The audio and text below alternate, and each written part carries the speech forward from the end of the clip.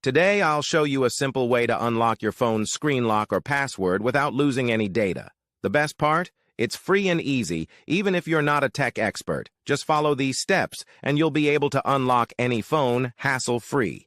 Let's get started. You can unlock your phone's screen lock or password using a special code. You will need to press on emergency call, and then you must enter a code. This code is unique to each type of phone and is provided by the phone manufacturer. In this video, we're using a code that works specifically for the type of phone we're demonstrating. Here's how you can get the code. Visit this website that provides unlock codes for free using a unique method. And that's it. Now you can unlock your phone without losing any data.